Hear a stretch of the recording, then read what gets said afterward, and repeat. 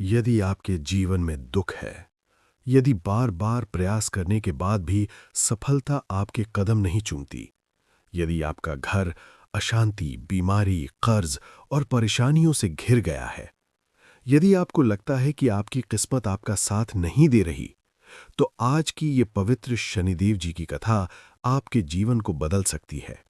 क्योंकि न्याय के देवता, कर्मों के फलदाता सूर्यपुत्र भगवान शनिदेव केवल दंड देने वाले देव नहीं हैं, बल्कि सच्चे मन से उनकी शरण में आने वाले भक्तों के सबसे बड़े रक्षक और उद्धारकर्ता भी हैं। जो व्यक्ति सच्चे मन से शनिदेव जी की कथा सुनता है, उसके जीवन के सभी दुख धीरे धीरे समाप्त होने लगते हैं, उसके पाप नष्ट होने लगते हैं और उसके जीवन में सुख, शांति और समृद्धि का प्रकाश फैलने लगता है। बहुत समय पहले की बात है, जब ये सृष्टि नई नई बनी थी और देवताओं, ऋषियों और मनुष्यों के बीच धर्म और अधर्म का संतुलन स्थापित किया जा रहा था, तब भगवान सूर्यदेव समस्त जगत को प्रकाश और ऊर्जा प्रदान कर रहे थे। सूर्यदेव का तेज इतना प्रचंड था कि उनके सामने कोई भी अधिक देर तक टिक नहीं सकता था। सूर्यदेव की पत्नी का नाम संज्ञा था, जो भगवान विश्वकर्मा की पुत्री थीं। संज्ञा अत्यंत सुंदर, तेजस्विनी और पतिव्रता स्त्री थीं, लेकिन सूर्यदेव का प्रचंड तेज उनके लिए सहन करना बहुत कठिन हो रहा था। उन्होंने कई वर्षों तक धैर्य रखा, लेकिन धीरे धीरे उनका शरीर और मन उस तेज को सहन करने में असमर्थ होने लगा। एक दिन संज्ञा ने अपने मन में एक निर्णय लिया। उन्होंने अपनी छाया से एक स्त्री का निर्माण किया, जिसका नाम छाया रखा गया। छाया बिल्कुल संज्ञा के समान दिखाई देती थी। संज्ञा ने छाया से कहा, मैं कुछ समय के लिए तपस्या करने जा रही हूं। तुम मेरी जगह सूर्यदेव की सेवा करना और किसी को भी इस रहस्य का पता नहीं चलने देना। ये कहकर संज्ञा वहां से चली गईं और जंगल में जाकर कठोर तपस्या करने लगीं। छाया ने सूर्यदेव की सेवा करना शुरू कर दिया। सूर्यदेव को इस बात का कोई संदेह नहीं हुआ कि ये संज्ञा नहीं, बल्कि उनकी छाया है। समय बीतता गया और छाया ने सूर्यदेव के साथ अपना जीवन बिताना शुरू कर दिया। कुछ समय बाद छाया के गर्भ से एक पुत्र का जन्म हुआ। वो बालक जन्म से ही अत्यंत तेजस्वी, गंभीर और अद्भुत शक्तियों वाला था। उसका रंग अत्यंत काला था, उसकी आंखों में गहरी गंभीरता थी और उसके चेहरे पर एक दिव्य आभा थी। वही बालक आगे चलकर शनिदेव के नाम से प्रसिद्ध हुए। जब शनिदेव का जन्म हुआ तो पूरे ब्रह्मांड में एक विचित्र ऊर्जा फैल गई। देवता भी इस घटना से आश्चर्यचकित हो गए। शनिदेव जन्म से ही तपस्वी प्रवृत्ति के थे। वे अन्य बच्चों की तरह खेलकूद में रुचि नहीं लेते थे, बल्कि ध्यान और तपस्या में लीन रहते थे। उनकी माता छाया उन्हें बचपन से ही भगवान शिव की भक्ति सिखाती थीं। शनिदेव ने बचपन से ही भगवान शिव का कठोर तप करना शुरू कर दिया। वे घंटों, दिनों और महीनों तक ध्यान में बैठे रहते थे। उन्होंने भोजन और जल का भी त्याग कर दिया और केवल भगवान शिव का नाम जपते रहे। उनकी तपस्या इतनी कठोर और सच्ची थी कि अंततः भगवान शिव स्वयं उनके सामने प्रकट हुए। भगवान शिव ने प्रसन्न होकर कहा, हे पुत्र, तुम्हारी तपस्या से मैं अत्यंत प्रसन्न हूं। तुम जो भी वरदान मांगना चाहते हो, मांग सकते हो। शनिदेव ने हाथ जोड़कर कहा, हे महादेव, मैं कोई सांसारिक सुख नहीं चाहता। मैं केवल ये चाहता हूं कि मैं धर्म की रक्षा कर सकूं और अधर्म करने वालों को उनके कर्मों का उचित फल दे सकूं। भगवान शिव उनकी इस निस्वार्थ भावना से अत्यंत प्रसन्न हुए। उन्होंने कहा, हे शनि, आज से तुम न्याय के देवता कहलाओगे। इस सृष्टि में जो भी प्राणी जैसा कर्म करेगा, तुम उसे वैसा ही फल दोगे। तुम्हारी दृष्टि से कोई भी बच नहीं पाएगा। तुम कर्म फल दाता बनोगे। ये वरदान पाकर शनिदेव और भी अधिक शक्तिशाली हो गए। अब उनके पास पूरे ब्रह्मांड में न्याय करने की शक्ति थी। लेकिन एक दिन एक ऐसी घटना हुई जिसने पूरे ब्रह्मांड को हिलाकर रख दिया। जब शनिदेव अपने कठोर तप में लीन थे और भगवान शिव की आराधना कर रहे थे, तब पूरे ब्रह्मांड में उनकी तपस्या की ऊर्जा फैल रही थी। उनकी तपस्या इतनी कठोर थी कि देवता भी आश्चर्यचकित थे।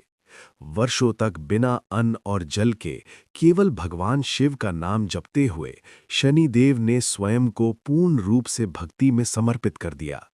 अंततः भगवान शिव उनकी तपस्या से प्रसन्न होकर प्रकट हुए और बोले, हे शनि, तुम्हारी भक्ति अतुलनीय है। तुम न्याय के देवता बनोगे और संसार के प्रत्येक जीव को उसके कर्मों का उचित फल दोगे। तुम्हारा नाम सुनते ही लोग अपने कर्मों को सुधारने का प्रयास करेंगे, क्योंकि तुम्हारा दंड कठोर होगा लेकिन न्यायपूर्ण होगा। ये सुनकर शनिदेव ने भगवान शिव को प्रणाम किया और कहा, हे महादेव, मेरा उद्देश्य केवल धर्म की स्थापना और अधर्म का नाश करना है। मैं कभी भी किसी के साथ अन्याय नहीं करूंगा। भगवान शिव ने उन्हें आशीर्वाद दिया और कहा, तुम्हारा स्थान नवग्रहों में सर्वोच्च होगा और तुम्हारी दृष्टि मनुष्य को उसके कर्मों का बोध कराएगी। इसी समय पृथ्वीलोक पर उज्जैन नगरी में राजा विक्रमादित्य का शासन था। राजा विक्रमादित्य बहुत ही न्यायप्रिय और धर्मात्मा राजा थे। उनकी ख्याति चारों दिशाओं में फैली हुई थी। एक दिन उनके दरबार में सभी नवग्रहों के महत्व पर चर्चा हो रही थी। राजा ने सभी ग्रहों के लिए उनके महत्व के अनुसार सिंहासन बनवाए। सूर्यदेव के लिए स्वर्ण का सिंहासन, चंद्रदेव के लिए रजत का सिंहासन, मंगल के लिए तांबे का, बुध के लिए कांसे का और इसी प्रकार अन्य ग्रहों के लिए भी सिंहासन बनाए गए। लेकिन जब शनिदेव की बारी आई तो उनके लिए लोहे का सिंहासन बनाया गया। शनिदेव ने जब ये देखा तो उन्हें ये अपमान लगा। उन्होंने सोचा, राजा विक्रमादित्य ने मेरे महत्व को कम समझा है। अब समय आ गया है कि उन्हें मेरे प्रभाव का अनुभव कराया जाए। कुछ समय बाद शनिदेव की 7.5 राजा विक्रमादित्य पर प्रारंभ हुई। धीरे धीरे उनके जीवन में कठिनाइयां आने लगीं। एक दिन राजा अपने राज्य से बाहर भ्रमण करने निकले। रास्ते में उन्हें एक व्यापारी मिला जिसने उन्हें एक अद्भुत घोड़ा दिखाया। राजा को वो घोड़ा बहुत पसंद आया और उन्होंने उसे खरीद लिया। लेकिन जैसे ही राजा उस घोड़े पर सवार हुए, घोड़ा उन्हें दूर जंगल में ले गया और अचानक गायब हो गया। राजा अकेले, भूखे और प्यासे जंगल में भटकने लगे। उन्होंने सोचा, ये सब क्या हो रहा है? मैं तो एक शक्तिशाली राजा हूं, फिर भी आज इतना असहाय क्यों हूं? ये सब शनिदेव की लीला थी। भटकते भटकते राजा एक नगर में पहुंचे, जहां उन्होंने एक व्यापारी के यहां काम मांगा। व्यापारी ने उन्हें अपने यहां काम पर रख लिया। राजा विक्रमादित्य, जो कभी स्वर्ण सिंहासन पर बैठते थे, अब एक साधारण सेवक की तरह काम करने लगे।